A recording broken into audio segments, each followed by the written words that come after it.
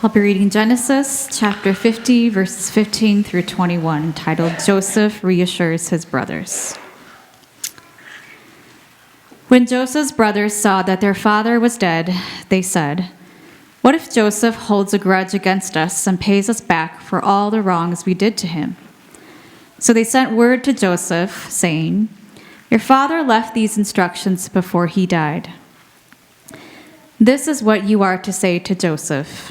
I ask you to forgive your brothers the sins and the wrongs they committed in treating you so badly.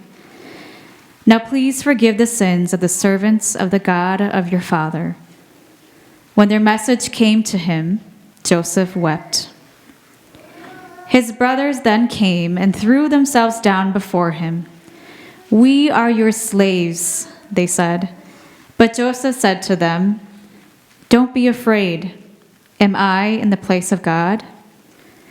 You intended to harm me, but God intended it for good to accomplish what is now being done, the saving of many lives. So then, don't be afraid. I will provide for you and your children." And he reassured them and spoke kindly to them.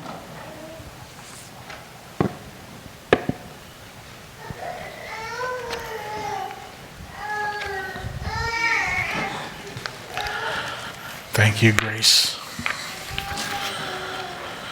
For the last 6 weeks, we've been in our Help for Hurting Relationships series. And so if this is your first time joining us, or if you haven't been with us for a couple weeks, I strongly encourage you to go back to our YouTube, our Facebook, our website to listen to the previous sermons. They don't necessarily build off of each other, but again, it's just helpful to know what to do, to have a biblical stance on understanding how to help our hurting relationships. And so this morning, we wrap up our series with our final topic, healing family wounds. Now, generally, when I hear about family, or when I hear the word family, I often associate things like love, care, support, belonging, order, all good things I associate with it. And while there's a lot of great things about family, all families experience a level of dysfunction too, whether it's a little bit of dysfunction or if it's a lot of dysfunction. Dynamics like conflict, abuse, neglect, addictions, chaos, etc. are also very real dynamics that families deal with. Back when I was studying marriage family therapy, I learned a ton about my family and how some of these positive and negative dynamics impacted me. We were given an assignment to do a genogram, which essentially is a family tree. You'll see it posted up here, that also maps out families' history, their relationship patterns, values, and etc. And so you'll notice that there's a little key in the bottom. Might be hard to read, but in the very first relationship, in the second relationship, in the very top relationship with Robert and Elise, this is just an example where there's 2 dashed lines that shows a divorce. And then again, other dynamics are present in the family here. In my own genogram, I saw healthy patterns and I also saw unhealthy patterns. Both of my parents growing up had to fend for themselves, and so when they had me and my siblings, we lived a pretty sheltered childhood. They wanted to protect and provide us from everything, which was great, but because there was so much of me being sheltered by my parents, it made me very dependent on them. And so early on in my adult life, it was hard for me to be independent. And one area specific that I struggled with was making big decisions for myself, or what felt like big decisions. I remember the first time getting my own cell phone plan with paying when we got married. I was like, give me a couple days to think about this. This is overwhelming. Like, this is a big decision. And Peng's like, what do we have to think about? It's just a phone plan. Again, because my parents made all the decisions for me, it was hard for me to adjust. But when I was able to address the issue, see the unhealthiness that came from it, everything was fine. Everything was okay. Being able to address that was fine. But imagine if I didn't ever deal with that dynamic. It would be unhealthy for Peng and I. If we had kids, it would be unhealthy for them. It would impact them along with others within our proximity.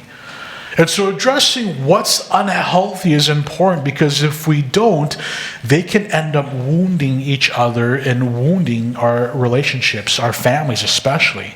This morning, we're going to dive a little deeper into Genesis chapter 50, verse 15 through 21, the passage that Grace just read, and learn more about the wounds in Joseph's family, and then learn how he healed from it, and then also take those principles and apply to our own lives. And so we're going to go back about 13 chapters into Genesis 37 so that I can provide a little bit more context for you to understand Joseph's situation. And so in Genesis 37, we're introduced to Joseph. Joseph has 10 older brothers. He's the youngest of 11, and he happens to be the favorite son of his father, Jacob. Joseph's brothers were jealous of him. They hated him because he had dreams about reigning and ruling over them, and so it made him frustrated. Their animosity eventually built up and led them to come up with a plan to murder him. In their plan to murder him, Reuben, one of Joseph's brothers, intervened and temporarily rescued Joseph by having him thrown into a well instead of having him murdered. And Reuben, trying to figure out a way to save Joseph, he went off, and while he was gone, the other brothers conspired with another plan and decided to sell Joseph off to merchants. They then came up with a deceitful plan to lie to their father Jacob that Joseph was attacked and eaten by animals. And so they killed the goat, put the blood of the goat on Joseph's coat, and then showed up and told that Joseph got eaten up by an animal. Joseph sold off to merchants, ended up in Egypt and worked as a slave. And in his time of being a slave, he ended up being falsely imprisoned. While serving his time, he helped interpret dreams for others. This eventually led him to interpret Pharaoh's dreams about a famine that was coming up.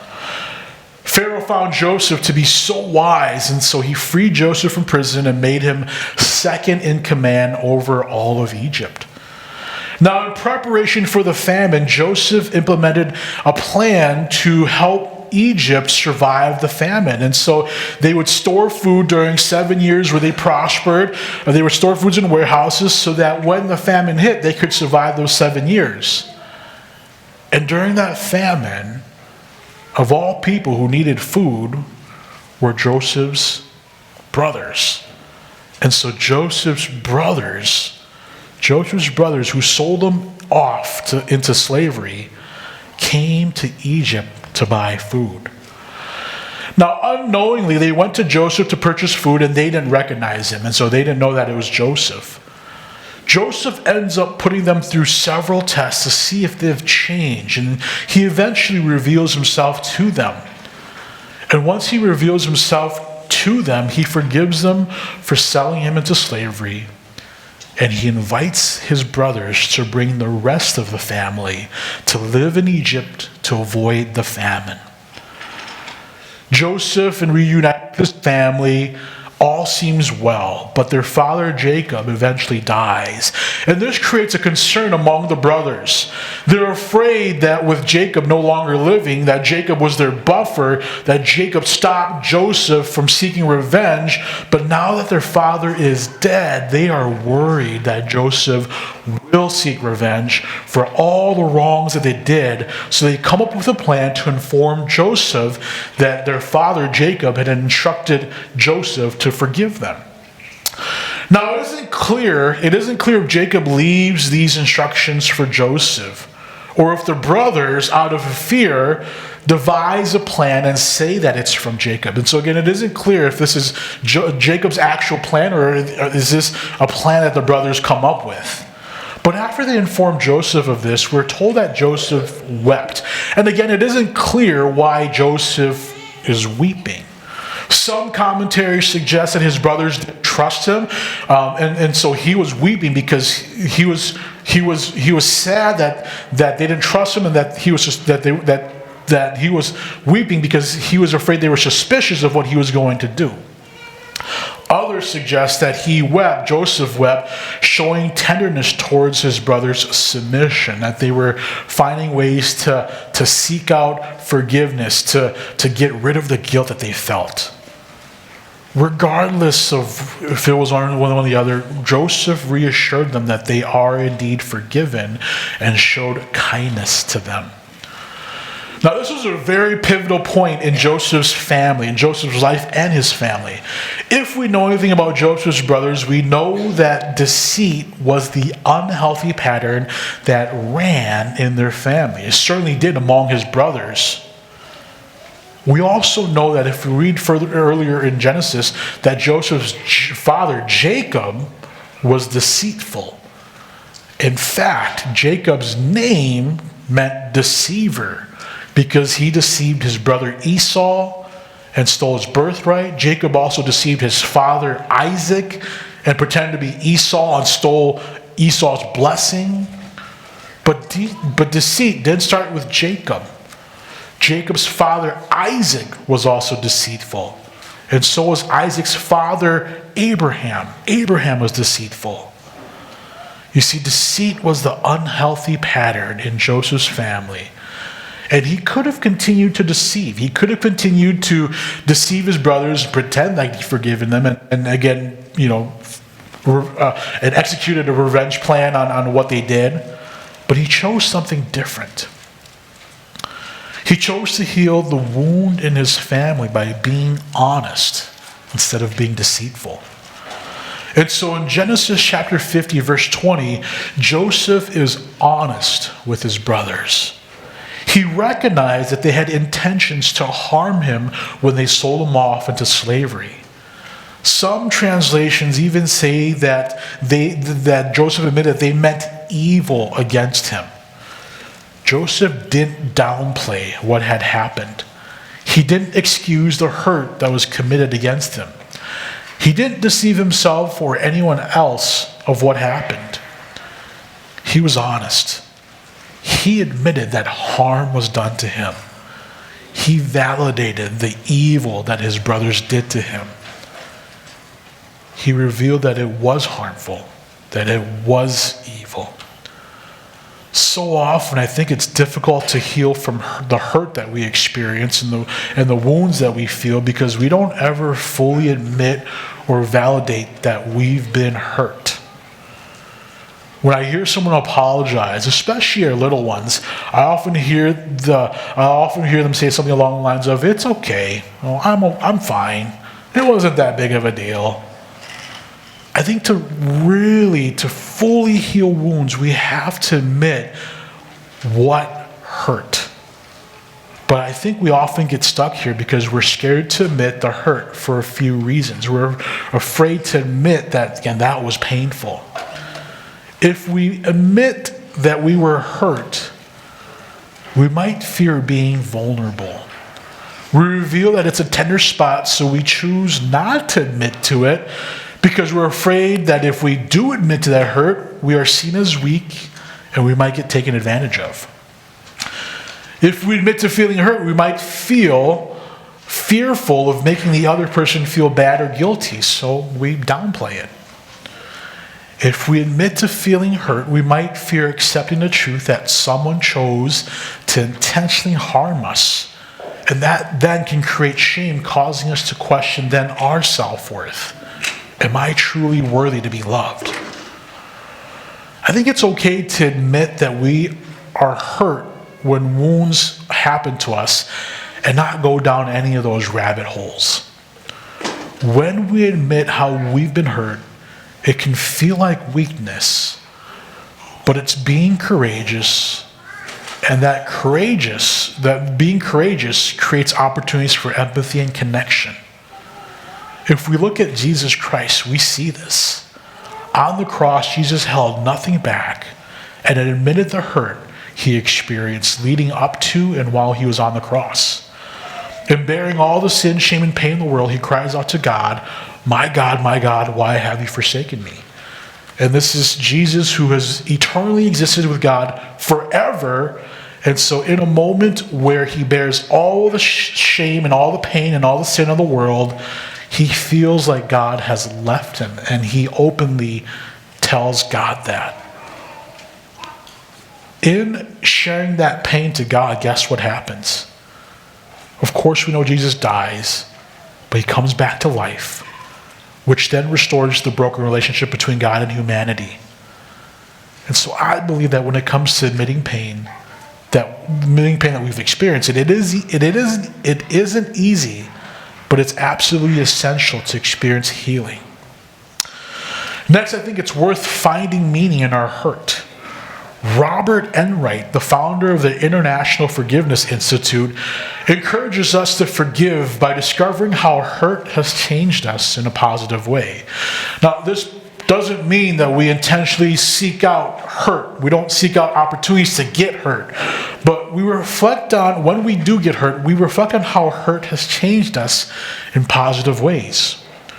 For some, hurt can help them become more resilient. They find ways to cope and deal with a difficult situation. Others might discover new strengths like problem solving, or they might find a new capacity for empathy. Finding meaning from our hurt can help us move towards forgiveness.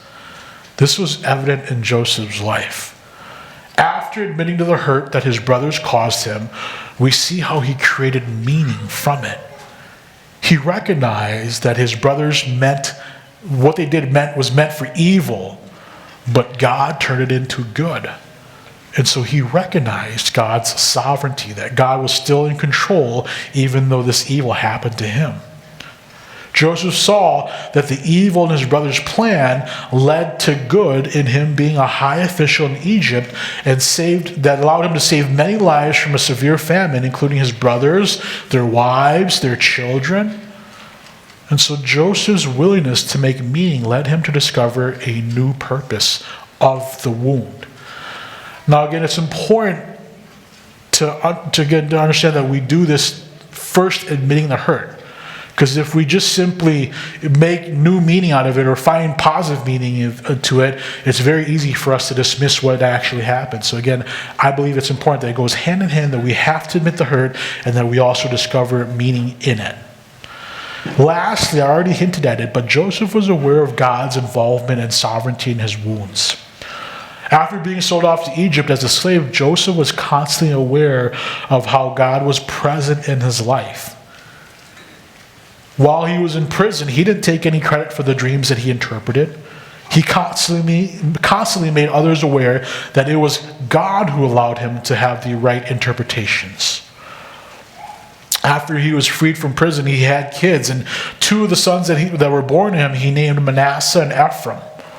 Both names have significant meanings expressing God's presence in the midst of his pain. Manasseh means God has made me forget all my hardship in my father's house. And Ephraim means God has made me fruitful in the land of my affliction. And so Joseph was keenly aware that God was still present even though he was wounded. Similarly, in our wounds, we have to trust that God is sovereign, that God is still in control over everything, even when it's painful. We might not see any good in it yet, but we can be hopeful and trust that God's sovereignty will turn it for good. Now this morning as we close, I want to invite us into an exercise. We learned that to heal from family wounds, we have to reveal what's been done to us. So this morning I want us to break from cycles of deceit or hiding. And I want us to reveal them through honesty and confession. So we're going to have two exercises. They're in your bulletin in the insert. And it's going to be on screen as well here too. But in the first exercise, I want to invite you to confess to Jesus who you have hurt, how you have hurt them. And I also want you to I want you to ask Jesus to give you courage to ask for forgiveness. In the second exercise, I want to invite you to forgive someone who in your family has hurt you. I want to invite you into being honest of what they've done to you, what they did to you, and then bless them with something good that you would want for yourself. We see this with Joseph. After admitting the hurt, after making meaning of it, after all that, he blessed his brothers and reassured them, being kind to them. Now, I know that these exercises might not be easy for some of us. And so if it isn't, I just want you to sit through it. And this morning as we go through these exercises, I also want to give us a little more time to process each prayer, reminding all of us that it might feel hard, but Jesus invites us to forgive, and he invites us to forgive often. But it doesn't mean that we have to immediately restore the relationship. It doesn't mean that we have to trust our perpetrators or our victims. They don't have to trust us right away. Restoration takes time, but we are instructed to forgive often. And so we're going to move into this exercise. This is again in the bulletin on the insert. And it's going to also be on screen. And so I invite you to, for just a second here, for maybe a minute here, to close your eyes and to focus your attention on Jesus.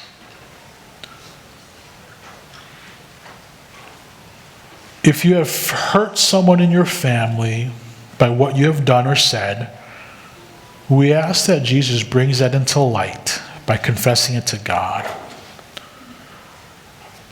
And so take a couple more seconds here and see if Jesus brings anyone to mind. And again, don't think too hard of someone that you've hurt in your family by what you've done or said.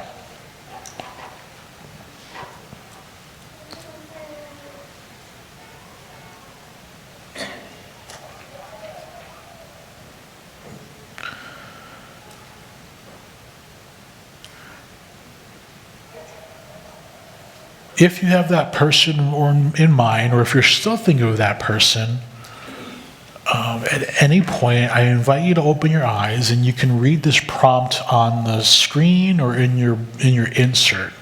And the prompt goes like this: God, I have hurt blank by blank. So God, I have hurt person, their name, by doing what? Please forgive me. I receive forgiveness through the blood of Jesus. And now, Lord, give me courage to go and ask the person for forgiveness. I encourage you to name them by name and to name what you did to harm them. And so again, if that person comes to mind of what you've done to them, I invite you to say this prompt to yourself whenever you feel ready. And again, if you're still taking some time to think of the person, take your time. I'll give you a couple minutes here. And when you're ready, you can open up your eyes and you can say this prompt. Again, just asking God for his forgiveness and for God to give you courage to ask for forgiveness.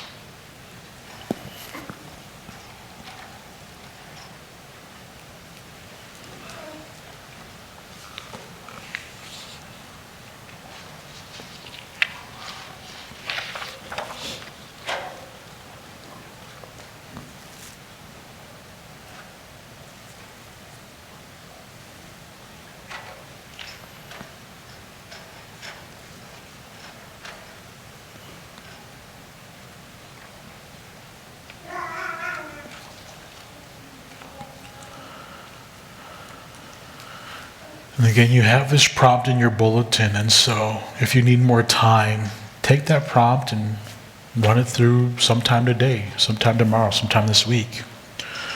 We're going to move on to the second prompt here. In the second prompt, bring into light something a family member has done or said to you that has hurt you deeply. You can tell it to Jesus, or you can show him by bringing him with you back to the moment of the hurt. Ask Jesus to show you where he was during the time of the wounding. Forgiveness is a decision, not a feeling.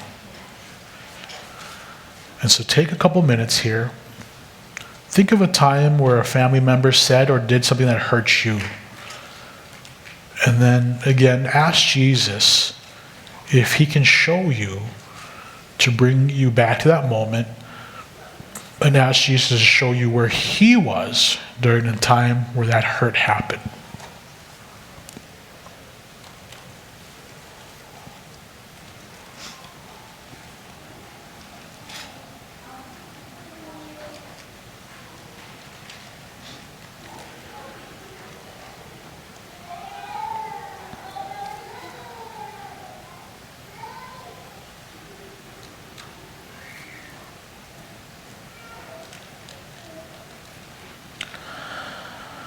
And I want us to invite us into this prompt. And this is if you're ready. I want to invite you to say this quietly to yourselves and to God. And if you're not, again, you have the prompt, and so you can practice this when you are ready. But the prompt goes like this. Heavenly Father, I entrust myself to you, and I release the need to punish or take revenge on my family member. I forgive, name the person, for the wound of what they did to you, and I bless them with a blessing. And this is something good that you would want for yourself. And so if you're ready, let's go and let's read this prompt together to ourselves quietly. And I invite you to name the person who hurt you. I invite you to name the wound that you were hurt by. I would invite you to bless them with something good that you would want for themselves. And so I'll give you a minute to read this prompt and to forgive and to bless someone who has hurted you.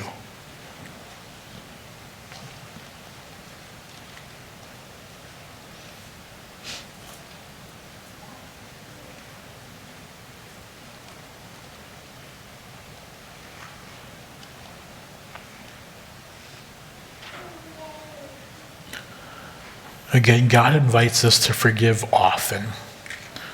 When Peter approached Jesus and asked Jesus, how many times should I forgive? 7 times? Jesus goes 70 times 7, that you should forgive often. And again, doesn't mean that restoration comes right away. The hope is that restoration will come, reconciliation will come, but we can forgive. We can admit what's been done to us, the hurt that's impacted us, and we can trust that in the midst of it, we can forgive our perpetrators, that our victims can forgive us, and that we will experience God's plan and God's desire in all of this. Let me pray for us.